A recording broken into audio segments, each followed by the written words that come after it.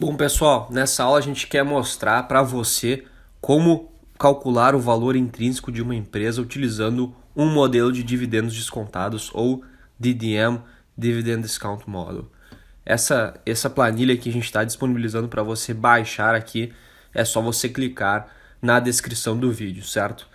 Primeira regra aqui que, para quem já conhece outros modelos que a gente já fez, tudo que está em azul são valores que podem ser alterados e o que estiver em preto são valores fixos, então não mexa, senão vai estragar os cálculos da planilha, beleza?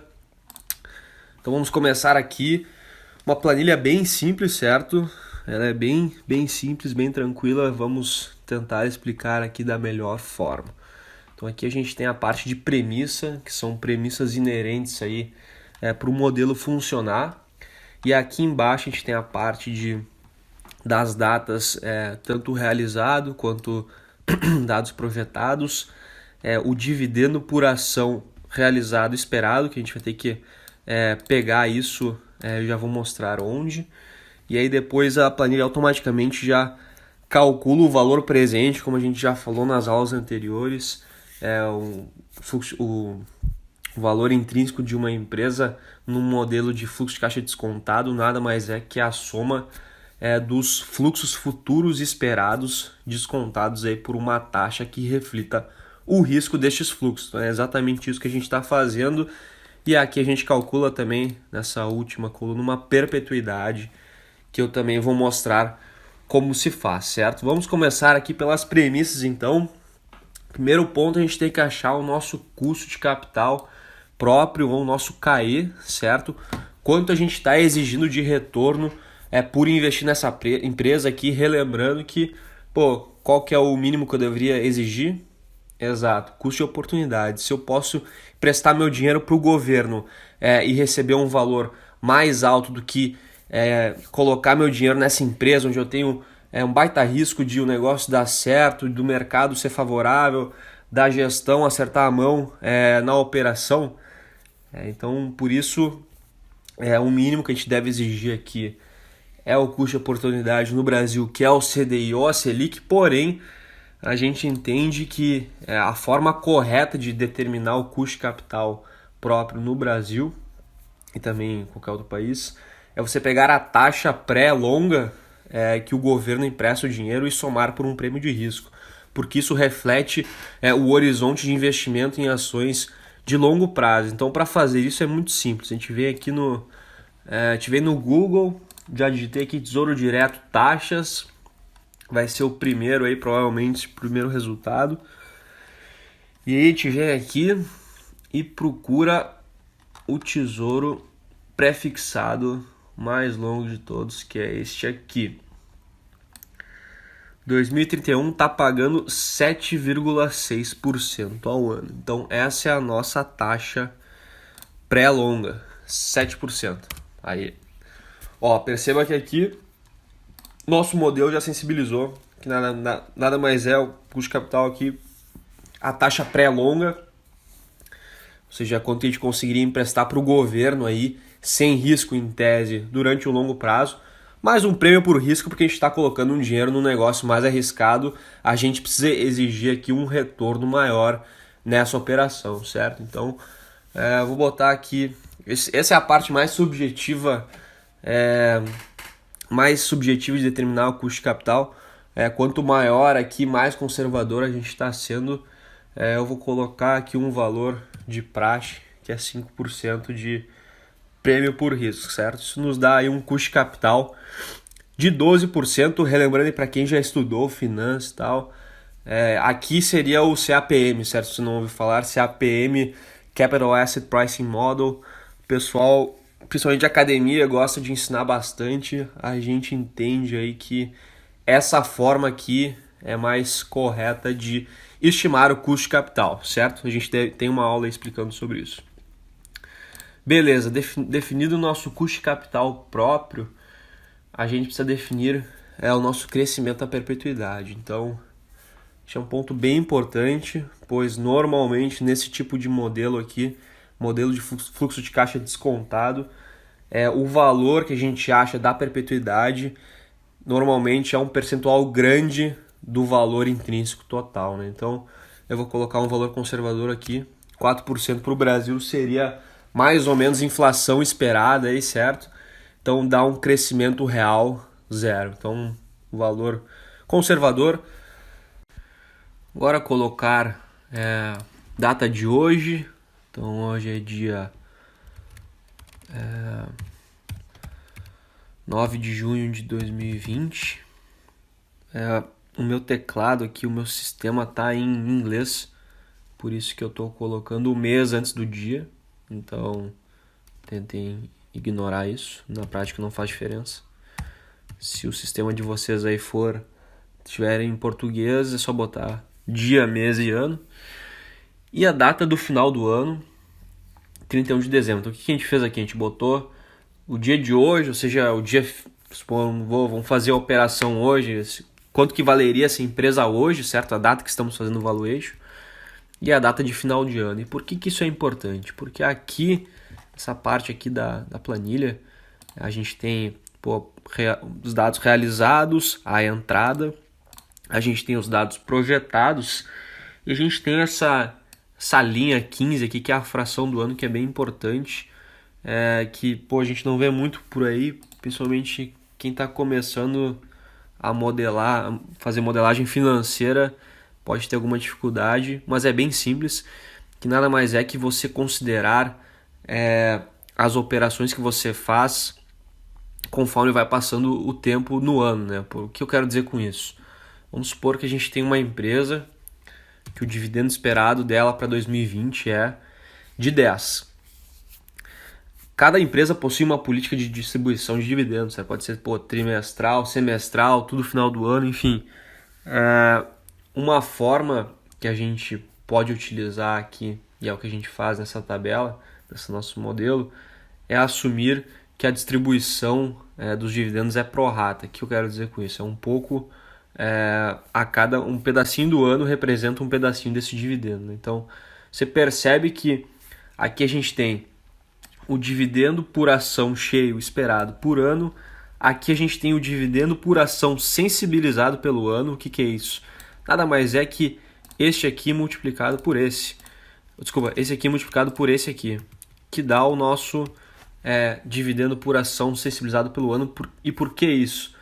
Porque suponha que a gente está comprando essa empresa hoje e ela vai pagar espera-se que ela vai pagar R$10 por ação em 2020. Você concorda que mais ou menos metade aí desse dividendo a gente não espera receber, pois já foi pago, né? Então, nada mais é que isso que essa fórmula faz aqui para a gente de forma automática. Então, você vê aqui, dá um exemplo, se eu colocasse a operação aqui no início do ano, certo? 1º de janeiro de 2020. Você vai ver que esse número vai para 1. Por quê? Supondo que a gente estivesse começando essa operação aqui 1º de janeiro de 2020, a gente teria todo esse dividendo a receber aí de R$10 por ação. Então, esse é o ponto importante a ser levado em conta. Na prática, é bacana se você for aplicar aí na vida real, isso aqui é bacana você entender qual que é a periodicidade que a empresa paga dividendos, de forma que você possa sensibilizar aí o dividendo esperado. Dá para fazer, em vez de anos, aqui os meses. Então, se fosse, por exemplo, primeiro trimestre, segundo trimestre, terceiro trimestre, poderia considerar todos um. Como a gente está fazendo uma tabela anual, a gente está fazendo essa premissa aqui de pagamento pro rata, certo? Não é a mais correta. É uma forma que a gente utiliza bastante em modelos de DCF mais avançados, quando a gente está modelando o fluxo de caixa livre, certo? Então, enfim, é bacana até para você aprender como a gente faz isso. E essa última linha, então a gente tem o dividendo absoluto, sensibilizado pelo ano, e a gente tem o valor presente dos dividendos, que nada mais é que esse dividendo esperado trazido a valor presente aí pelo nosso custo de capital, né? Então, como a gente já ensinou nas nossas aulas aí, o valor intrínseco da empresa no modelo de fluxo de caixa descontado nada mais é que a soma destes fluxos, né, do valor presente destes fluxos trazidos, descontados por uma taxa que reflita o risco aí destes fluxos. Então é exatamente isso que a planilha está fazendo. Então, vou mostrar aqui a fórmula do valor presente. Basicamente, célula L19, que é o nosso dividendo esperado, sensibilizado pelo tempo já, dividido por 1 mais célula B6, que é o custo de capital aqui, 12% no nosso exemplo. Então, está trazendo esse valor, esse fluxo futuro, esse fluxo esperado a valor presente, claro que elevado aí a 0,56, que é o quanto falta para acabar este ano aí, de acordo com a premissa que a gente incluiu aqui, de ser dia 9 de junho de 2020, certo? E da mesma forma, os fluxos seguintes vão seguir a mesma lógica. A única diferença é que ele vai descontar por um período a mais e mais esse 0,56 aqui que sensibiliza estar no meio do ano, né? Percebe que se eu colocar de novo aqui janeiro de 2020, fica mais fácil entender até 1, 2, 3, 4, 5, certo? Quando a gente está aprendendo é melhor usar esses números grandes, mas enfim, como a gente gosta muito da parte prática, se você for aplicar esses modelos na prática, acostume-se a ver esse tipo de número quebrado, porque na vida real vai ser assim que vai funcionar. Beleza? Acho que um exemplo aqui é bacana para fixar aqui o aprendizado, certo? Então acho que a gente pode pegar uma empresa aqui para fazer de exemplo, lembrando que só para fins educacionais. Vou pegar aqui a Itaúsa. Se você não conhece, Itaúsa detém participação no Banco Itaú, certo?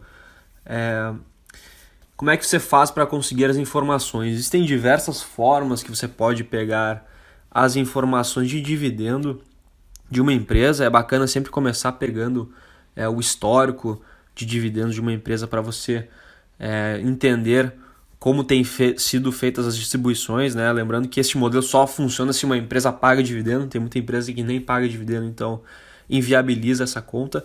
Itaúsa é o caso de uma empresa que paga. Das diversas formas que existem para pegar as informações, talvez a menos rápida, mas a mais confiável é você entrar no site de relacionamento com o investidor da empresa. Você simplesmente digita o nome da empresa mais RI aqui no Google. Deve ser o primeiro resultado, que nem é o caso aqui.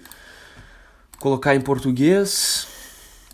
Beleza, aí aqui tem muita informação, como já falamos. Você como investidor se investe de forma própria em ações. Responsabilidade de conhecer muito bem esse site aqui de relacionamento com o investidor, tem muita informação útil. Mas eu vou aqui nos dividendos para a gente pegar que foi dividendo histórico da Itaúsa. Então, eles facilitam bastante aqui o nosso trabalho. Tem uma tabelinha, dividendos totais pagos por ano. E é exatamente isso que eu quero. Eu venho aqui e copiei, venho aqui no meu Excel. Vou pegar aqui uma planilha nova, aqui, uma aba nova, só para calcular. Vamos ver aqui os dividendos históricos. Alguma coisa a gente já pode passar para o nosso modelo. Então, em 2019, o que a gente tem aqui? Total dividendo pagos bruto, ou seja, o montante total, certo? 7 bi. Aí, os dividendos brutos, descontado aqui imposto, a gente está interessado no total de dividendos unitários líquido. É exatamente esse valor que a gente quer. Então, 0,84 foi o dividendo de 2019. 0,84. Deixa eu apagar esse 10 aqui. 2018 foi R$ 1 por ação. 2017, 0,88.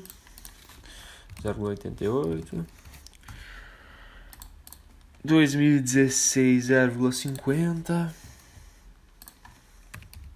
Você entendeu, né? É bacana para ter o histórico aqui, mas para deixar também bonito para você entender aqui, beleza, tá. Então aqui tá o nosso histórico, só que o que importa pra gente é olhar daqui pra frente. Então, cara, o que a gente está esperando aí de pagamento de Itaúsa. E aí entra a arte do valuation, de tu precificar uma empresa, tu saber colocar as premissas corretas, certo? Para você estimar aí o valor intrínseco de uma empresa.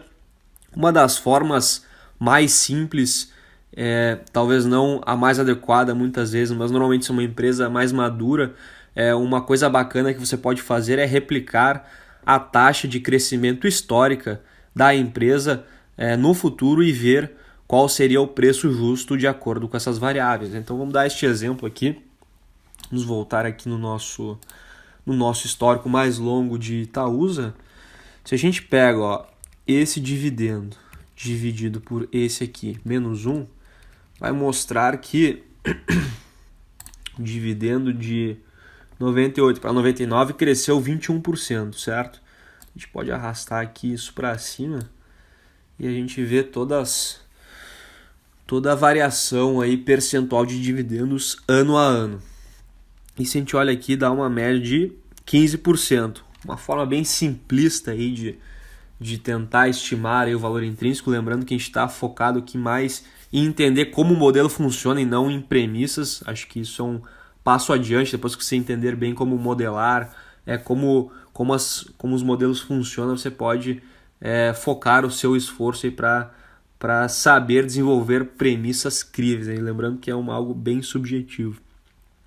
Então a gente vê aqui que a média desde 99 até 2019 foi de 15% a média do crescimento de dividendos. Então o que a gente pode fazer aqui é pegar, a gente assume aqui 15%, e a gente vem aqui e põe um mais ano anterior vezes, abre parênteses, 1 mais 15% que a gente está assumindo aí, que é a taxa histórica, certo?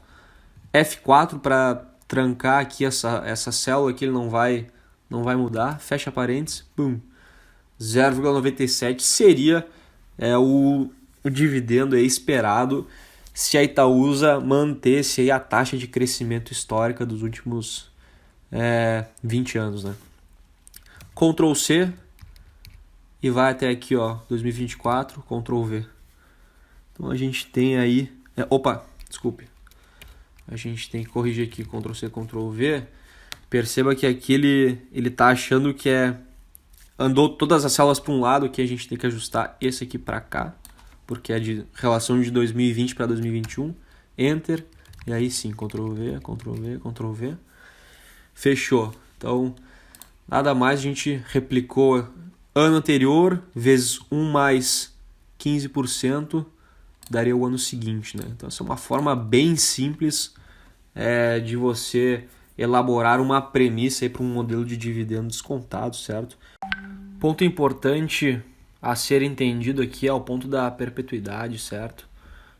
Então, como já ensinamos, a perpetuidade é a nossa expectativa de que a empresa irá seguir operando durante um bom futuro aí. Então, uma das formas de estimar o valor de uma empresa na perpetuidade é usando um modelo de Gordon, que nada mais é que esse aqui, dividendo do ano seguinte dividido por retorno exigido menos o crescimento esperado na perpetuidade. Então, a fórmula que é feito o cálculo aqui na planilha é da seguinte forma, vou tentar ser didático aqui para vocês. Então, chegou lá no ano de 2024, a gente tem esse dividendo esperado aqui de 1,69. Então, para chegar neste valor de perpetuidade aqui de 21,96, a gente pega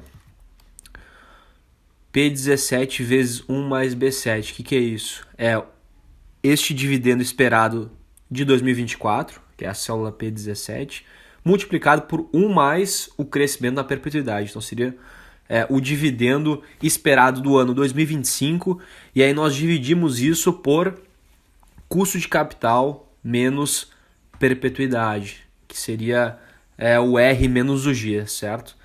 Com essa fórmula a gente chega aqui no valor da perpetuidade, valor nominal da perpetuidade, e aí para chegar no valor presente da perpetuidade, a gente tem que descontar este valor no mesmo ano do último fluxo que a gente está calculando aqui no caso aqui, é no período 4,56. Então, detalhe importante aí que às vezes o pessoal se engana.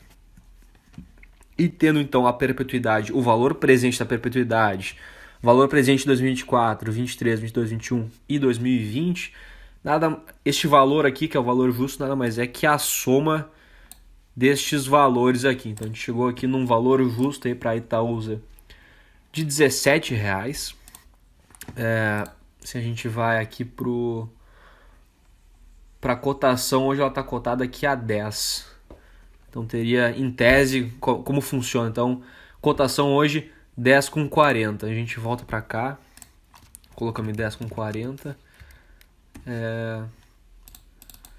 Em tese aqui, nós teríamos um upside de 68%. Claro que relembrando aqui fortemente, isso não é uma recomendação de investimento, certo? A gente mal prestou atenção aqui nas premissas, só para exemplificar como é feito a modelagem aqui num modelo de dividendos descontados. Então, os passos são esses. Define aqui o seu custo de capital, define o seu crescimento à perpetuidade, coloca quando você está fazendo o valuation, quando está precificando aqui essa empresa, a data do final do ano, para o modelo já entender aqui o que você quer fazer. Acha uma premissa crível aí de dividendos, pode ser histórico, pode ser atrelado a algum índice como o PIB, algum índice como IPCA, algum guidance que a empresa passa, certo? Coleta essas informações, coloca as informações aqui e aí vai dar um valor, aí para você, certo? O que é bacana fazer também é o seguinte, fazer o que nós chamamos de um reverse DCF, certo? Que nada mais é que você ajustar as premissas para entender o que o mercado está precificando. Então, um exemplo que a gente pode fazer aqui é reduzir aqui essa taxa. Por exemplo, vamos botar aqui 10%, 5%. Ó, percebe que aqui está bem parecido, vamos botar 4%. Tá, vai, 13,5%. Bom, 4% para tentar ser próximo aqui. O que isso... Qual que é a ideia?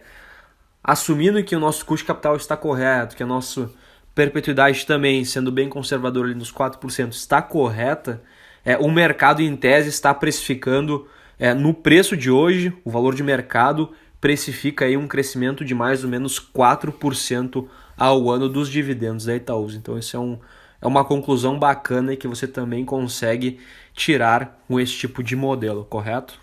Bom, era isso que a gente queria passar, esperamos que isso tenha ajudado a você entender melhor como calcular o valor intrínseco das empresas. Em outros modelos de DCF, a estrutura é similar, mas a complexidade aumenta quando a gente tenta estimar aí o fluxo de caixa livre esperado para os próximos anos e não só o dividendo, certo?